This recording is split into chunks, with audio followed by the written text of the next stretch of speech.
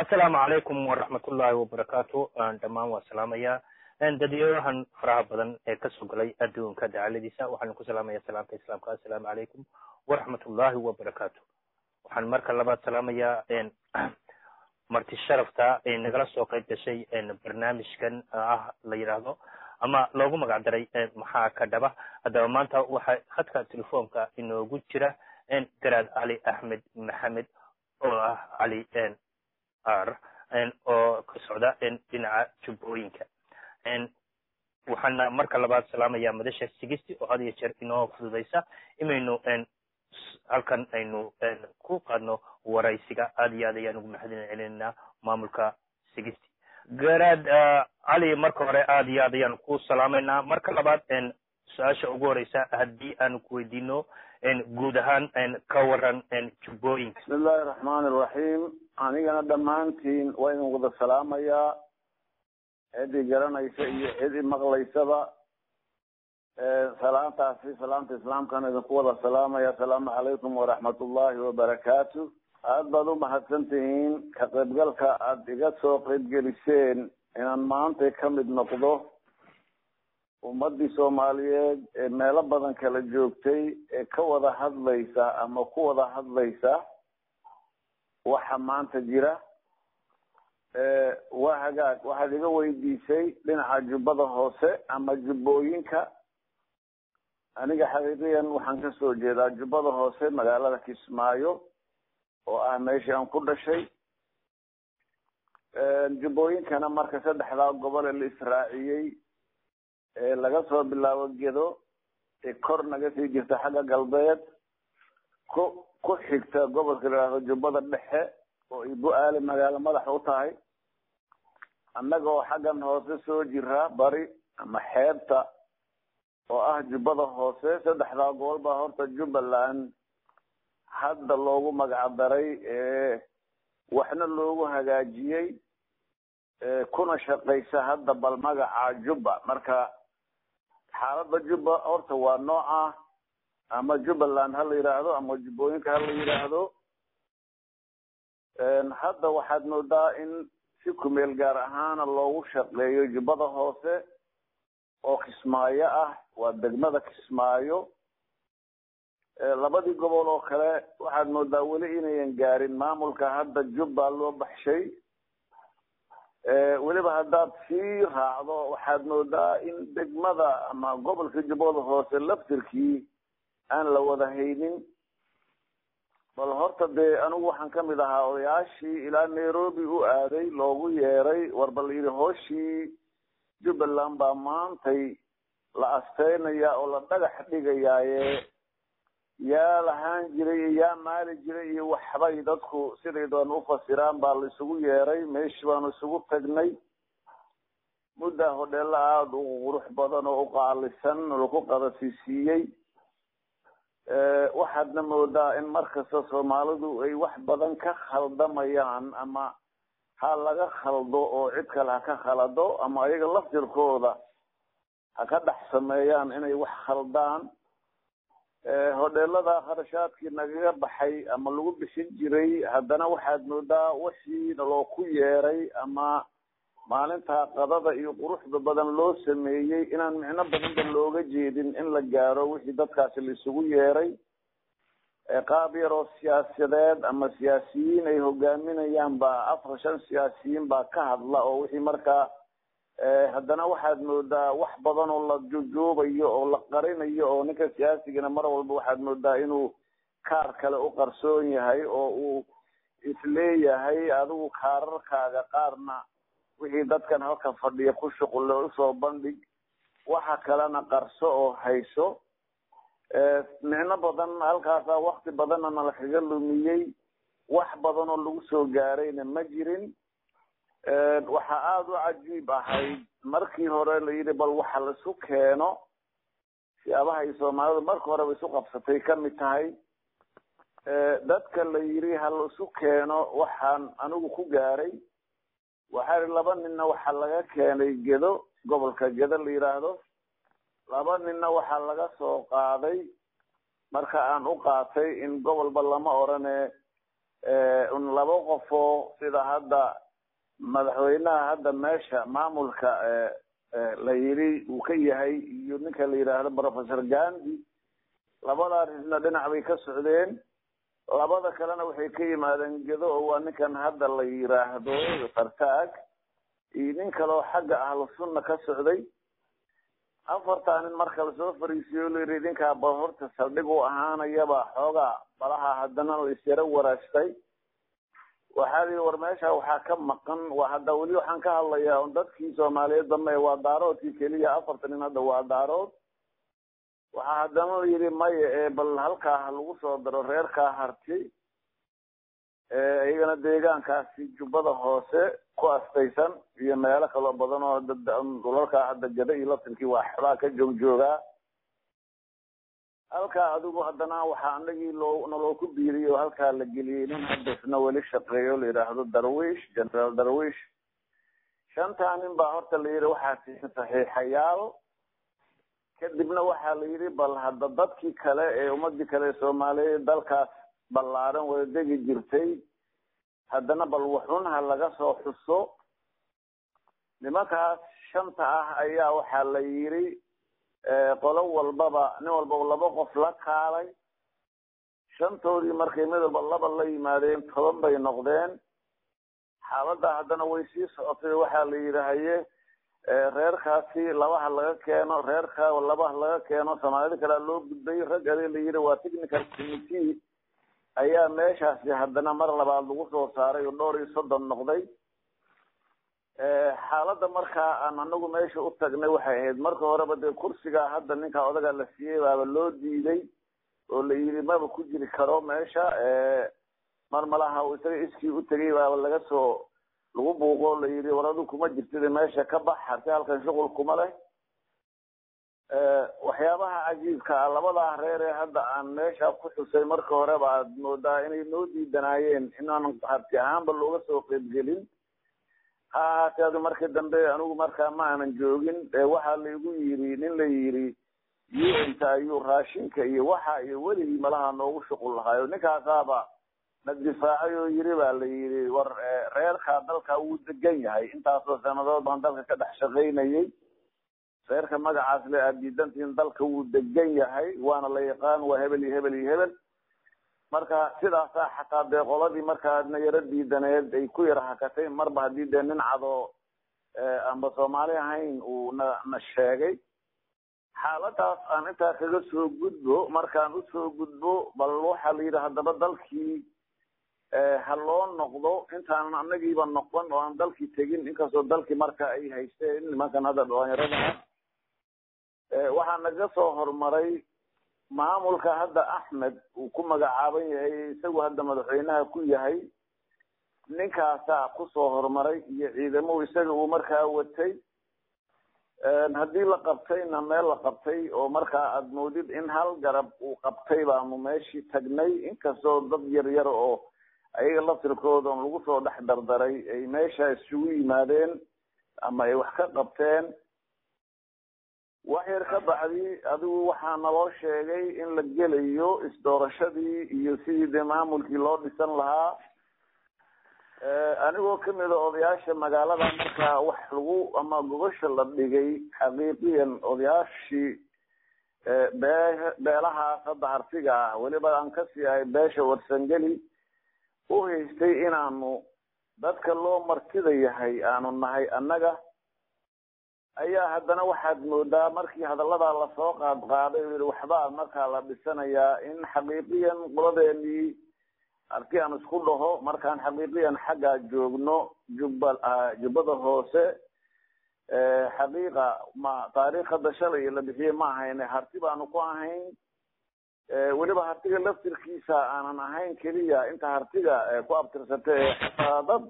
qabaayil kale oo daaroodka iyo sida meheriga oo kale iyo waxa oo dhan meesha harti baanu ku wada ahayn harti baanu iyo hadii General Ali aan ka dhex galo kolley waa lala socdaa qaabka ay ku bilaabatay Juba ama isu soo qabsada madaxweyne ayay yeelatay madaxweyne ku-xigeen buu sii yeeshay idinku si kastaba isku qabsada arrinta hadda maanta taagan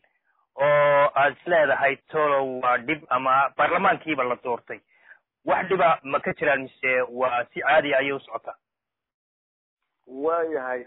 waxaan hadalka markii hore lahaa aada usii wadid soomaalidu sideedaba wax yaroo degdega baad moodaa inay wax badan kaga khaldamaan anigu waxaan rabay inaan tiirka la dhisay laftirkiisaan dhaliilaya markaa hore wax la dhisay laftirkeeda dhaliil lahayd 3 nin baa musharax ahayd ee halkaa isu soo taagteenu sugaynay 3 nin ayaga oo liigu yiri nina airportku markaa joogay nina wuxuu joogay meesha la yiraahdo jaamacadda aan wax ku dhisaynay ayay labada ninba ka soo qayb gelin 3 nin oo kale oo meelaha taagnaaba la yiri idinka soo istaag waxa tiraahdaa musharax baan ahay marka dambana waa tanaasulay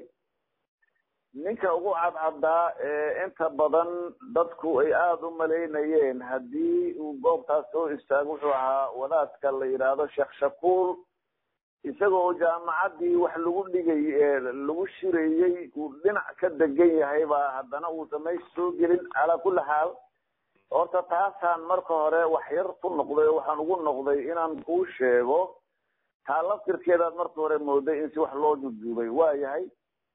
midda labaad idaacadahan hadda localka xamar waxaad moodaa inay tahay idaacado aada u fara badan oo iyaga laftirkooda fara dheerdheer oo dadku warwarayso habeenii maalin hadda qaylida jubbaland waad yaabaysaayo marba 2 oday iyo 2 siyaasi waxbaa ka hadlayo diidan waxa meesha ka socda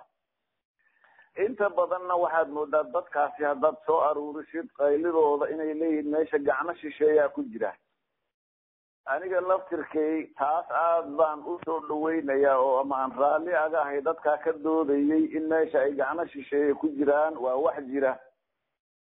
waxbaa hadda la qaybsanayaa baa layidhi baarlamaan bilmathalan goboladan hadda jubbooyinka ee sida meeshii magaalada dhexdaba u noqon lahayd jubbaland oo ah gobolka jubbada dhexe ah meel la tegi kara maaha tuulo yar oo hadda laga hayo oo ay maamulkani wax ka dhigi karaan ma jirto dad yar oo lagu soo meelaha laga soo xareeyey kismaayaa la keenay dadweynihii kale weli wuxuu ku xayiran yahay meeshii laakiin garad cali haddii aan kaa dhex galo meesha markii hore waxa haysatay al-shabaab waa loo soo dagaalamay ama Kenya ha ahaato aad hadda farta ku fiiqaysaan ama ha ahaato madaxweynaha hadda jagada haya waa soo dagaalameen waa soo qabsadeen waana la doortay meeshina hadda si nidaama oo kala dambeyn ayay u socotaa idinku maxaad dhaliishan tihiin garad ahaan adigu maxaad dhaliishanta anigu waxaan dhaliishanahay waxa aan naga baqayo in Soomaali weyn oo dhanna ay gaari karto nabarka meel buu ka bilowdaa haddii uu filana ilaa Soomaali weyn buu gaari karaa meesha hadda waxaan dhaliishanahay aniga garad cali aan diidanahay waxaa kamid ah waxa sida lagu bilaabayna waa anigii wax kaaga tilmaamay haddeero hadan leey waxba la isdooranayaana waxaan u arkaa inay tahay khalad labaad oo kii horey loo galay ka sii weyn meeshaasi markii hore oon ergadii 500 ahayd ee dooratay Axmed Madoobe aanu soo qaybsanay waxaa igad nooga wakiil ahaa ee noo yimi ninkan hadda ra-iisul wasaaraha ka dowladda federaalka Cumar Cabdirashiid 7 oday ee airportka lagu xareeyaan kamid ahaa afhayeenkii 7 oday baan ahaa xaaladaasi si fiican baan usoo gudbinay sidan hadda ninkan loo doortay si kasta ha ahaatee waa anaga sidaa usoo gudubnay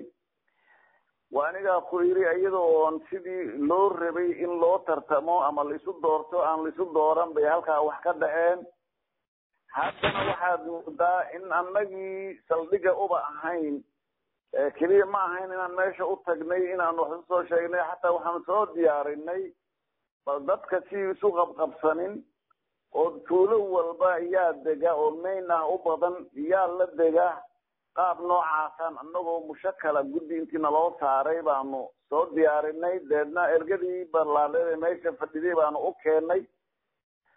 kolley ibn aadamku qaar badan oo qaylinayo lahaa war halkaa waa degaayay maxaa la iiga reebay way jireen laakiin haddana un sida weyda dhabta ahayd baa soo diyaarinay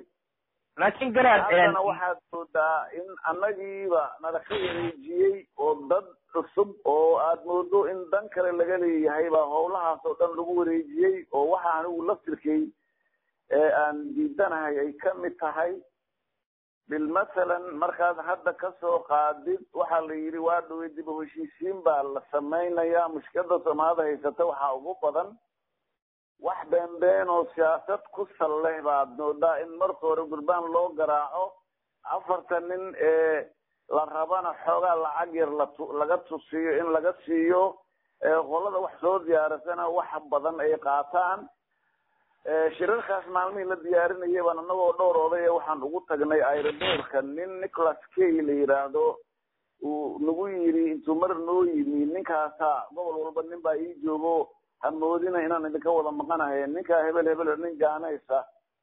oo hadda magaciisa xaqiiqa iga yara durkisan buu noo sheegay anagoo odayaalaan u tagnay warqad qoraalaan u geynay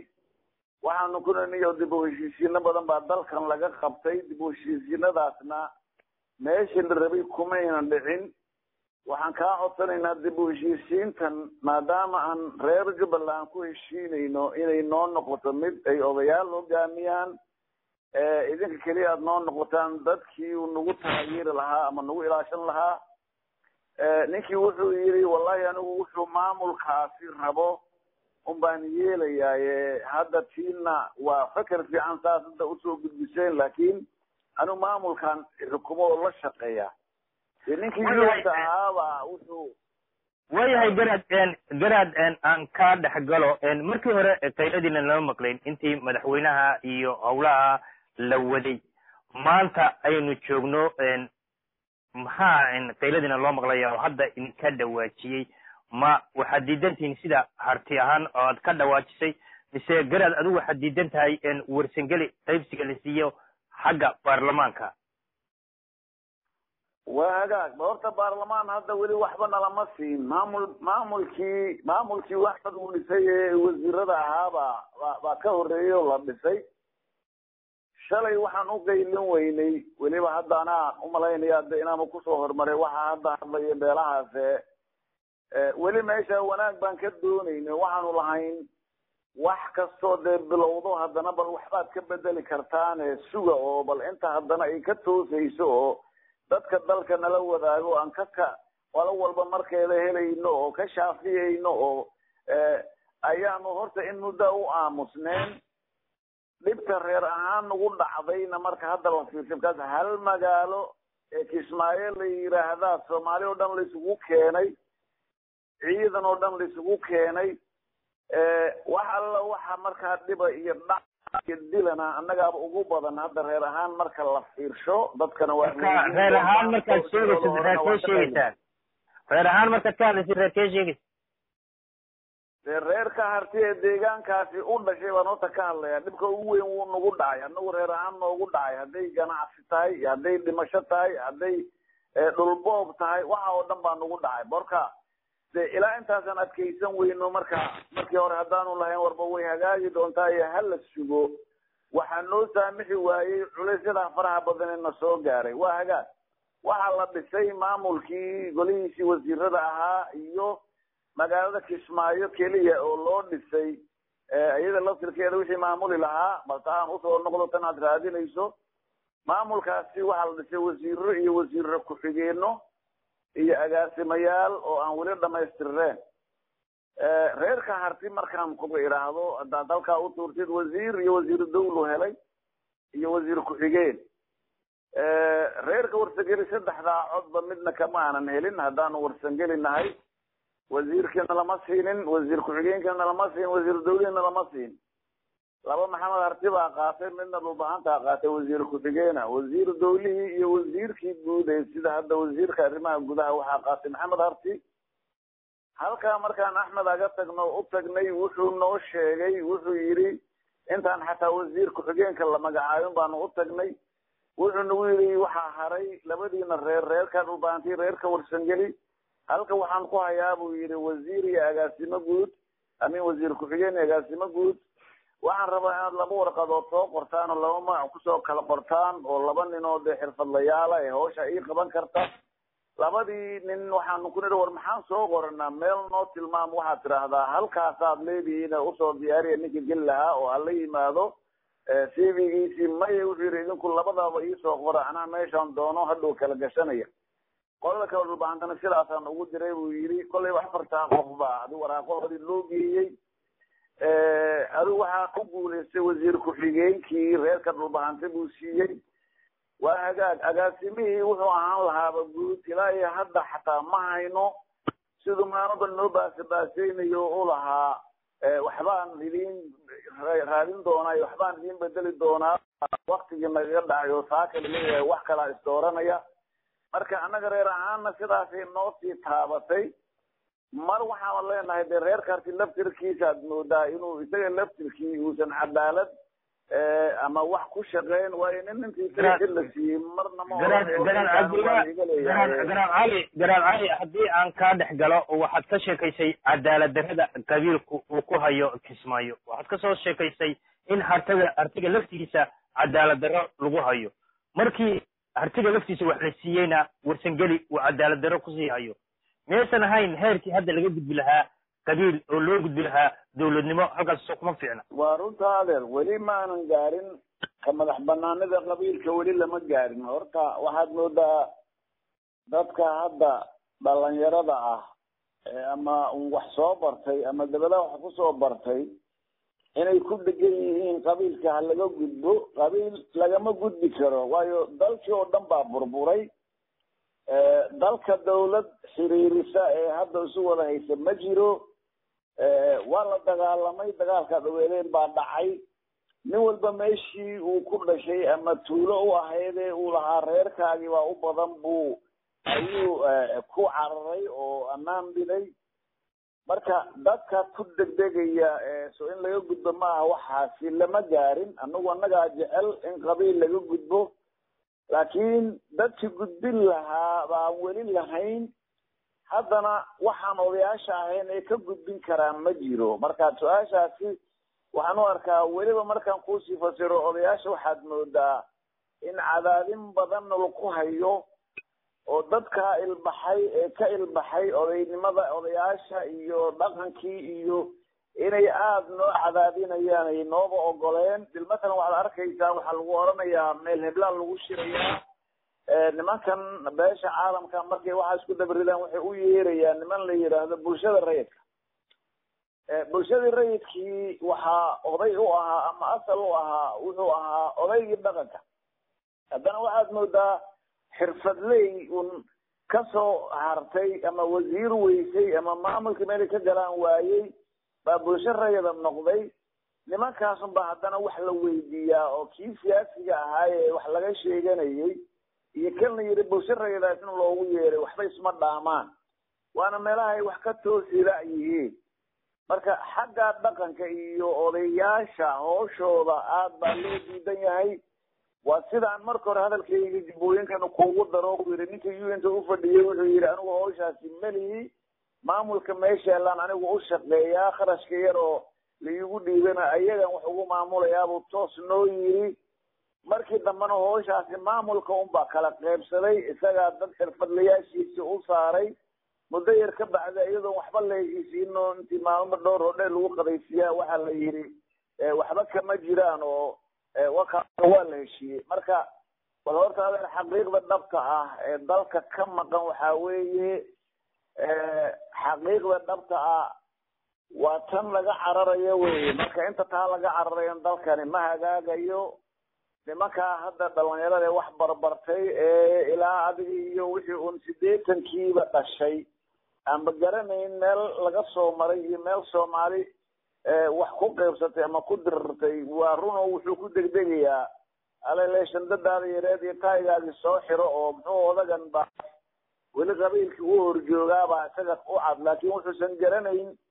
war wadankii waa la haystaa soomaaliya oo dhan baa la haystaa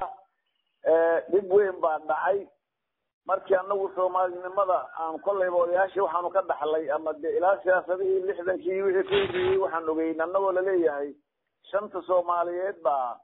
baan nahay waa kala maqanahay laba la helay saddex baa maqan maanta waxa damoodaa labadii joogtayna in la kala kaxeeyay ayaga laftirkooda hadda la rabo kuwii la haystay in lagu soo dhaxdaro oo marmarba waxa arkaysa hadda garaad aan su'aashan ku weydiinaya waxa tahay waxaad ka dhawaashay Nagaliskii imaad u dacwooteen meeshana hadda waxa la leeyahay waxa jira dawlad rasmiya madaxweyne ayay leedahay maxaad ugu dacwoon weydeen madaxweynaha haddii aad wax dhibaato ka qabtaan maamulka jubbooyinka intii aad u tagi lahaydeen adeero waan u dacwoonay 3-4 jeerood baan ninkaasi anagoo si guud oo hartina ugu dacwoonay anigoo beesha warsangeliya watana u dacwoonay ninkaasi dalkaasi waxa la wuxuu ka ogol yahay ma jirto dadkana dad la haysta ayaanu ku dhacnay markii dambe dal la haystaaba noqonay ninka dacwad kasta waan u jeedinay marka hore waxaan kugu yiri hatta madax warsangeliyo banaanka joogto sida hada wasiirada Puntland oo kale oo Ali Axmed Faatax kamid yahay ragii la soo hadlay uu kamid ahaa oo uu yiri war maxaad reerkii u qadisay dhowr nin baan ku sheegay marka hore waan u dacwoonay ninkaasi wax ka xaasila ma jiro waxaan lagu leeyahay dawlad baa jirtaana dawlad meesha kama jirto nin baa qabsaday maamul baa qabsaday maamulkaasa ku amartaagleeya nin hadli karana malaha hadeero leeyahay waxba hadana la dhisanayaa waxa meesha wax dhisayo hodana horboodayo taagan nin la yiraahdo Gabre oo Ethiopiana waxa damoodaa marka inay xataa isaga hadda gacantiisii ay ka sii baxday oo nala kaba maamulayo Addis Ababa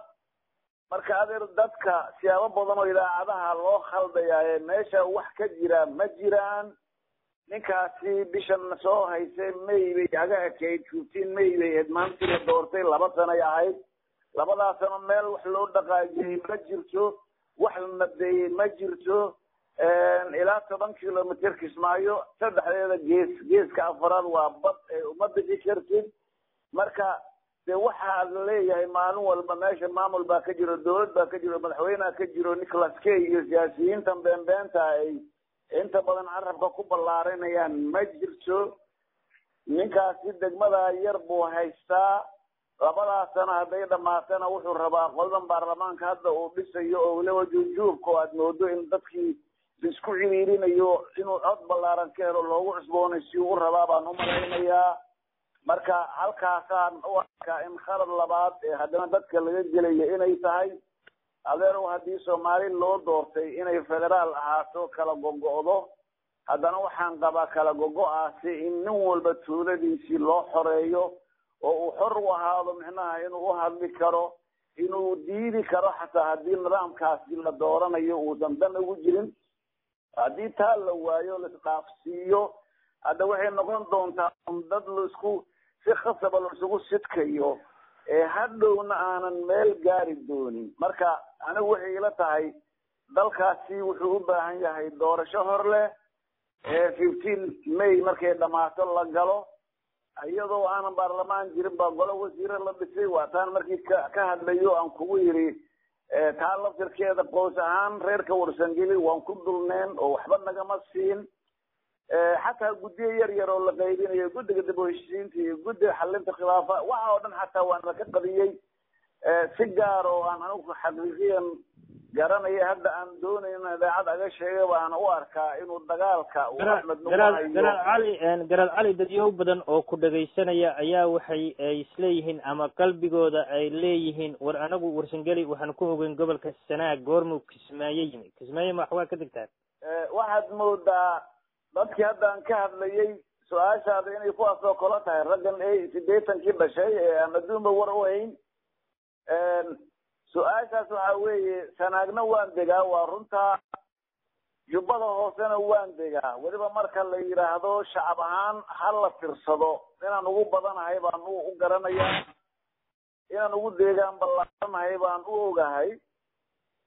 waa midaan lahaa waxaan diidanahay Axmed waxa uu noo sii takooray waxay kamid ahayd annaga laftirkeen buu kala qeybsanaan nagu sameeyay beel weyn oo reerka warsangeliya ayuu ka saaray warsangeli waxyaabaha uu isaga laftirkii uu nagaga adkaaday bay kamid ahayd marka uu dadku siyaasiyiinta marka ay rabaan waa qayb iyo xukun oo kale baa ka dhacday haddii taariikhda kismaayo aan kuugu noqdo ama reerka mahartiba aan kuugu noqdo ama dadkii beri hore la dhihi jiray eji aan kuugu noqdo dalkan xaqiiqiyan waxaa la yidhaahdaa dad kalaa deganaan jiray sida hadda un qolo walba ama soomaali keliya ma ahan meel walba la isugu durko sumada xoolaha lagu dhigto hadda aagaasi nawaaxiga jubbada hoose sumada lagu dhigto sumada ugu taariikh fog ama ugu micno badan annagaa dhigana waxaanu ku helnay berigaasi halgankii dalkaa loo galay sidaa naga qayb qaadanay baanu ku helnay markaad weliba hadda jubbada hoose aad ka hadlaysaa ee aad u noqoto xagga iyo Kenya dhulkaa la yidhaahdo shallow iyo wajeer iyo micnaha ugu badan warsangeli buu ahaa marka lala dirirayay dawladii Kenya ee lala dirirayay NFD ay la diriraysay dadkii hoggaanka iyo u hayay ee xataa maalgelinta lahaa waa la yaqaanaa warsangeli buu ahaa marka adeer waxaan u malaynayaa wax badan baa taariikhdaas kaa yara dhiman tahay su-aashaada intaasaan ku daynayaa meesha waan degnaa oo baar dheeraan degnaa hadda laftirkeeda nalaka diidan yahay wax nalaka siiyo waayahay ulooyin badan baan ku leenahay meesha baar dheere la yidhaahdo waayahay oo riigaya la yidhaahdo warsangeliya dhulkaa dega haddana reer baar dheere haddaanu arrimaha ka xisaabtanay waa nimankaa reer gadoodka ama reerkaasade waxay kuleeyihiin maya inta yare magaalooyinka iyo dhulkaa haysataanu wax ku qaybsanay waka marka waayahay iyo cadaalsimo badan baa jirta ee Soomaaliya oo dhan ba isugu aad moodo waxa halkaa dhigay inay tahay marka taana ilaahun baanu baryaynaa in cadaalsimidaasi balqaabkii looga bixi lahaa in ilaahay nasalosiyo natusiyo dalkana markii hore ama kuushay waxaan dalkan waa la haystaa dal Soomaaliya ay ka talisa ma aha dadkii noogu dhib badnaa ama aan noogu xumaa ama noogu fogaa baa na haysta waayahay garaad gabra kismaayo wax ka qaybinaya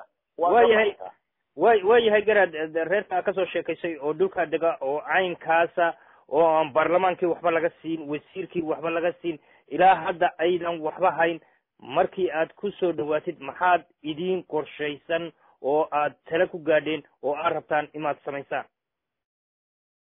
wallahi horta alxamdulilah waxa un hadda aan rabno inaan samayno waxaan idaacad ka sheegayna ma aha laakiin kollayba un qaabkii kale aan ula dagaalami lahayn ama aanu ugu soo celin lahayn mar labaad cadaaladii dalkaasi waan raacdayn doonaa in muddaana daba joogayna waayahay garaad waxaad ka dhawaajisay dhowr jeer in dhulka la haysto dadyo badan waxay yidhahdaan Kenya ayaa haysata oo dee ciidankiiba la og yahay inuu joogo dadyo waxay yidhahdaan Ethiopia haysata dhulkan oo tala ku leh marka la shiraayo kullay shirar badan waa ka qayb gashay oo garaadka meesha jooga ayaa tahay yaa shir gudoomiye oo meeshan aad u malaynaysaa inuu gaadho talada dhulka hadda ama baarlamaanka lagu qaybiyey ama madaxweynaha lagu soo doorto shir gudoonka markii hore sidaan hadalka markii hore aan ku soo bilaabay baan rabay inaan ku wado oo haddii Axmed uu dhulka qabsaday ee la yiri waa la dooranayaa marakan ee ergadii soo dooran lahayd madaxweynaha ilaa baarlamaan lagama gaarayaa la yiri nala ku xareeyay airportka 500 oo ergaanu soo qaybinay Cumar Cabdirashiid baa halkaasi na shir gudoominayay oo ka ahaa markaanu ka soo gudubnay aanu shirki weynaa wax lagu qaybinayay wax lagu dooranayay qaybinta way noo soo dhamaatay aanu nimi waxay ahayd shir gudoonka in la siiyo beelaha harti in la siiyay weliba aniga cali ayaa lagu soo qoray inaan shir gudoonka fariisto markaan xaqiiqda ku sheego daqiiqada ka bacdi iyadoo oo ilaa shalay ilaa subaxnimadii la iga sii dhaadhicinayay nimankii guddiga ahaa ee technical committee-ga ahaa ee howshaas ilaa Nairobi ka soo waday baa howsha ii soo xulay si aan garan waayay baa markiiba loo bedelay raggii jabhadda ahaa ee dalka qabsaday ee uu ka mid yahay wadaadka macalin maxamed baa shir gudoon looga dhigay shirkii halkaas waa meelaha aan ka tilmaamayo ee markiiba khaladka ka dhacay hadee ninkii askarigaba ahayd uu teysnaa ee haddana leh anaa shir gudoominaya isdoorashadii waa khaladaadkay kow ka tahay taasi waa mid waxaad moodaa iyaga laftirkooda markaan ku leeyahay dalka waa la haystaa inayn xorba u ahayn waxa uu shir gudoominaya ee isaga laftirkii gadaal laga taagan yahay ninkan ina Afrika yiraahdo isna yiraahdaa waxaan oo midowga Afrika iyo maaqan igad wuxuu u joogo iyo ninka gabra la yiraahdaa hadda kolleyba goboladaasi maamula dowladda Kenya ciidan ahaan bay ka joogtaa laakiin maskax ahaan gabra maamula ya garaad mar haddii aad sheegtay in sidaa wadankiiba aanu fara ku jirin maxaad qabiil markaa isugu haysataan ilaa talaba farayniguma jirtee dee waan isku kaaya dirayaa ma annaga ifaysanna waxba iskuma haysano aan heshiinna waa naloo diiday aan wada hadallo lama ogola dee waaba la isku kaaya haystaa maxaanu qabiil is haysta maanta oo Soomaaliya oo qabiil ahaan isu diidan xamar bayd meesha ugu dhibka badan ka dhacay Kismaayo meesha labaad hadda cid qabiil isu haysato ama qabiil isu raadinaysa ma jirto laakiin dadkana sameynaya dadkana haystaa sameynaya inaanu wada hadli weyno inaanu annaga wixii aan rabnay toosin kari aan toosanayno marka sayidka xagee caqliga idinka maray wadanka waa la haystaa markaad xaqiiqda doonaysaan wadanka Nicholas Kay baa ka madaxweynaha Soomaaliya oo dhan qolooyinka gobol walbana qolooyinkaas aga wakiilo u jooga marka waxyaabaha miidan idinka haddaad tihiin dadkii wax soo bartay ama dabadaha jeemiyaan la akhrin waxay ugu magaalo odayaal xaggiina ka yimi Mareykan oo aan maalin hadda shirkan Kismaayo isku baranay oo ku wada sheekaysanay wuxuu ii sheegay ninkii la dhihi jiray Mahiga baanu mar fursad u helay anagoo Mareykan joogan waxaan war Mahigo odagii ahaa ninkii ra'iisul wasaaraha ahaa magaciisna waa iga maqan yahay ninkii Mareexaan ee dhalinyarada ahaa ee ra'iisul wasaaraha ka noqday Sheekh Shariif farmaajo oo aad aragteen bay ku yiraahdeen waa su'aashu ninka ii sheegay waxaan ku nidhi war farmaajo wakaas oo shicibka Soomaaliya dhan baa ogol waa ninka dhalinyarada shaqeynaya maxaad uga shaqeyn weyseen wuxuu noogu jawaabay yiraahdeen Mahiga waa runtiina waa nin fiican laakiin xilligiisa lama gaarin buu yiri uu soo degdegay marka adeer bal qiyaasaha noocaas oo kale qiyaas oo idinka banaanka la jooga nimankan su'aalahaas oo kale weydiiya wax looga ogol yahay dadkan inay wax dhistaan ama waxooda ka wada hadlaan ama burburkii ku dhacay ka soo celiyaan waxa ka jirta oo kaliya lacag been oo ciida la eeg oo anigana uu ku si kala qaybinayo oo madaxweyne wax laga siinayo wasiir wax laga siinayo ra'iis mid meel kale wax ka laga danaynayo wax laga siinayo oo intaasaan hubnaa wax nimankaasi naga soo gaara laakiin inta ay noo geysanaysaa ka badan waayahay waxaanu ognahay magaalada Kismaayo askarta Kenya imaanay dhaafin oo wali iska joogto dhulalka kalena ay wali haystaan al-shabaab haystaan wadiga hadda arkaya dhibaatada aad ka sheekeynaysid ama qabiil hoose ahaato ama ha ahaato anta oo iyadu meeshii haysata aan talo fara ugu jirin garaad waxa tahay garaadadaad ka mid tahay maxaad isugu urursan weydeen meel oo talo u gaar weydeen dadkana ugu sheeg weydeen in dhulkan la haysto sidaa hadaba sheegaysid adeer talada waa talada aan kuu sheegayo talada ka Soomaaliga ee nala hordhigay la leeyahay ama waa madaxweyne ama waa wasiir ayaanu ku ilaaliyaa kaasa inaan tashano noo diido oo ku ilaaliyaa bil mathalan waxa tiri Kenya halka ma aan dhaafin Kenya intay u baahneed waxay ahayd gobolka Jubbada Hoose uma baahna Kenya dhul inta ka sii ballaaran meeshii lahaa halkan badda laga weecinayo petrol baa laga helay way Kenya ku soo gashay inay ilaashato haddana Kemboni ciidan Kenya jooga Buurgaaba ciidan Kenya jooga xeebaha oo dhan waxaad moodaa marka iyagu in halkaas ay ku ekaayeen waxaan kaloo annaga daan ka raadinayno uma bajeedaan marka horta taas iyada laftirkeeda la socda petrolkii laga helay Kemboni Kenya waxay u fadhidaa halka waxayna u adeegsatay ciidanka u joogay iyo Soomaali reer Kenya ah oo haddaba moodo sidan anagu berigii ugu dagaalami jirtay si ka duwan inay iyagu hadda nagu wadaan oo moodo inay rabaan inay Kenya nagu xareeyaan gobolka Jubbada Hoose waxaad moodaa in la leeyahay MNFD baa lagu daraa midka kilin lixaad baa laga dhigayo xaggaasa loo qaadaa هذا رقاب بدن نوع سؤال نوع حب بدن أو سياسة عن يتقال عن استراتيجية عن أيام وشيء كرلان هاي كذا أنا وحو ربنا dadku waa wada dhibeysan yahay waxaan ku hubaa saakay haddaad cid kale waraysataan oo sida xorriyadda inuu u hadlo laga heli karo nin walba wuxuu kuu sheegayaa dhibaatada iyo culayska meesha ka jira waayahay garaad cali warkaaga meelo badan ayaa laga dhegaysan doonaa ama idaacada ha ahaadeen ama website ha ahaadeen dhibaato ma kaa soo gaaraysa arrintaa hadda sheegtay wallahi dhibaatadu maanta Soomaaliya way iska badan tahay hadda waliba wajiye badan baa loo yeelay laakiin anu markaan xaqiiqdeeda ka hadlayo alxamdulillah wixii ilaahay yeelo baan noqonayaa hadda qof baa dhibaato ka soo gaaraysa malihi waayahay waa iska way yeelan kartaa cabsideeda laakiin ilaah baan ka baqayaa anigu inta hadda aan sheegayna in dhabaan ka hadlay ma aha nin siyaasi hadalkiisa kumaan hadlin anigu dalka Soomaaliyeed baan u hadlay dhibta haysata markastoo liga weydiina insha Allah waa ka hadli doonaa waayahay garaad waxaad sheegtay in ay wasiiradii haddii ahaan laydinka qadiyey baarlamaanka haddii hadda lafteeda laydinka qadiyo maxaa talaa oo idin gaarsiisan waddankana adiga u jeeda waaba la haystaa maxaad gabagabadii dadka ku dhagaysanaya laftigeeda aan su-aasha horta ku horeysiiyo aase qabiil ahaan maxaa talaa oo rabtanimaad gaadhaa wallahi hadal taladaas waxaan moodayay su-aasha hore iga weydiisay baan ku daray waxayna ahayd aanba ku cesho hadda laftarkeeda anaga xildhibaan kamaba filayno inuu nafsiiyo 10 xildhibaan buu isaga gaar u haystaa baa la yiri inta kalena waxaa loo qaybshay goboladii degmooyinka tobankaas hadda durba waxaan naqlayay 5 wuu bixiyey oo qolada reer geeduuba siiyey waa 10kii isaga reserve ka ahaa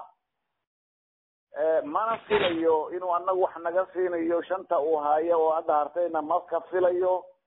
tan hadda uu harti u dhiibayo leeyahay harti oo qaybsadana ma filayo inaanu wax ka helayno xaqiiqdii hadalka waa iga yara goysay laba qaab baan rabay inaan u dhigo qaabna waa qaab cilad xagga harti weyne ka imanayso weeye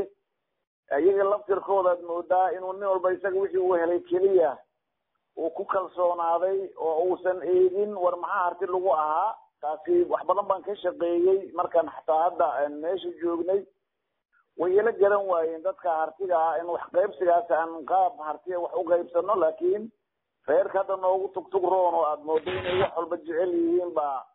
ooshaasi horboodaya mana filayna ila tilkooda wax hadda hartina loo ku dhiibo inay wax naga siinayaan axmedna ka filimayno waxa markaan yeeli doono waxaa weeye waxaa isu noqon doonaa beeshii weyneed ee warsangeli way isu noqon doontaa ilaahay idinkiis deegaankaasna si aan kuu sheegay ee ahayd inaan beriga horena sumada ka qaadanay haddana wax ka qiimo badan baan insha Allah ka qaadan doonaa qorshahaasaan yeeli doonaa haddii ilaahay ka dhigo waayahay garaad cali axmed maxamed cali aar dadka ku dhagaysanaya adduunka dacaladiisa kaa dhagaysanaya ama dadka hadda halkan ku dhagaysanaya inagoo soo gabagabaynayna maxaa tala ah oo aad siinaysaa janiska ugu dambeeyay waa khayr weeye horta dadkaasi waa wada salaamayaa waxaan dadkaasi u sheegi lahaa waddankani markaad fiirisid halis buu ku jiraa dadkii cudur iyo gaajaa isu helay oo isu laayay dad yar oo si gaar loo nafaqeeyaa dalkii laga nooleeyey wakaa nin walbaad arkaysaan badihii iyo tahriibadii iyo mushkiladahaas uu wiilkii dhalinyarada ahaayee xoogga ahaayee dalkan fursad ugu heli lahaa uu maanta u laayahay inuu fursad u helo anigu dadka Soomaaliyeed waxaan dhihi lahaa laba tijaabaa hadda xoogaa khayr laga yara arkay waa tijaabada labada gobol ee hadda madax banaan ama nabadda haysta ah sida Somaliland iyo Puntland waxaa inta badan ay ku faanaan ama la yiraahdaa waxaa khayrka lagu gaaray dhaqankii oo dhagaxa u dhigay wixii nabadda lagu helay goboladan koonfurna waxaan dhihi lahaa war dhaqankaasi ha loo noqdo markaad fiirsid hadda markaad kasoo degtid xagga Jubbaland oo aad usoo degtid goboladan dhexe haddeer waxaad moodaa in la isku hayo bal dhaqankii waxa uu rabo iyo ninka siyaasiga waxa uu rabo baad moodaa in la isku haysto si fiican bay odayaasha dhaqanka ee beelaha gobolada dhexe yeeleen 200 iyo ka badan gaaraya meesha isugu tago u fadhiya in la heshiiyo oo guri iyo beelbeel isugu yeeray markii in badan xaliyeen haddana waa kaas waxaad moodaa inaan loo ogoleen inay seersada sii hayaan markaad meelo badan oo hadda wax laga dhisay sida taa aan waan ka hadlayo Jubbooyinka iyo taa hadda la leeyahay koonfur galbeed iyo ayaga laftirkooda waa lagu feel garoobay odayaasha rawaayad ahaan baa dhalooyinkan ka tutusay wixii odayaasha aakhirkii gudoomin lahaayeen waan kala wareegay anu marka waxaan oran lahaa Soomaali weynay odayaasha u noqda maanta meel kale oo lahayo ma laha wax kale oo noo jira ma jiraan waxa dhisan waa dhaqanka lagu dhawaado isagana waxa loo dhiibto ha looga dambeeyo waxa uu isaga ku darsan doono ilaa waa dhaqan uu garanayaa oo u baahdo farsamo sida culmaa diinka sida waxgaradka oo fara badan haweenka wixii waxgala wax badan baan insha Allah marka dambe isugu soo aruursan doona aakhirka taasana lagu gaari doona in dalka uu ku soo noqdo laakiin inta la leeyahay Turkiga lagu shiray halka lagu shiray waxba ma keeni doonto waxa oo dhan waa been waa waqti lumis anigu intaasaan dadka maanta dhageysanaya hadii Ilaahay yiraahdo gaarsiin lahaa qabiil dirsan ma jiro xirfad yar oo isku kaaya diray la yiri may adiga bari ka badnaan jiray may hebel baa bari ku gumaysan jiray wax noocaas ah dadka u meelo kala geliyay taasna hadda siyaasiyiinta ku hartay shacabka kuma jirto kaas siyaasiga hadda ku tartamayo le wallahi barigaas maxaa lagaaga tagay waa lagu dulmay le ka u baa hadda xagga qabiilka iyo wadwada marka dhaqanka kuma jiro iyo shacabka hadda qabiil xumida hoose waa laga gudbay inta yar baa u harsan intaasna haddaad qolooyinkiina ay dhageysanaya ku gacansiin kartaan anigu waxay ila tahay aad bay u soo dhawaan lahayd waxaan aad raadinaysaan idinkana waxaad u baahan tihiin dalka aad garanaysaan ee micnaha badan leh quruxda badan leh haddana anagu ilaa beriga hore waxa dusha saaran baan arki jiray labada wabiye Shabeelle iyo Jubbo baanu ninka xoogaa bariiska iyo badalka yar ka beertaanu arki jiray wax ka balaaran baa gudihii dhulka laga helay ee la filayaa waa meesha aqoontii u noqon lahaydeen ku taliya inay sidaa u taagnaato wassalaamu calaykum waraxmatullaahi wabarakaatu wa salaamay waan ku salaamay wa calaykum assalaam waraxmatullaahi wabarakaatu wuxuu ahaa garaad Cali Axmed Maxamed Cali Aar oo aanu ka wareysanaynay arrimaha Jubbooyinka aad iyo aad ayaan mar labaad iyo mar saddexaadba kaaga mahad celinaynaa booqashada aad nagu soo booqatay madasha 60 dadweynaha sharaftana iyana aad iyo aad ayaan ugu mahad celinayaa dhageysiga wacan ay dhageysanayeen wareysigii garaad Cali Axmed Maxamed Cali Aar oo isagu joogay magaalada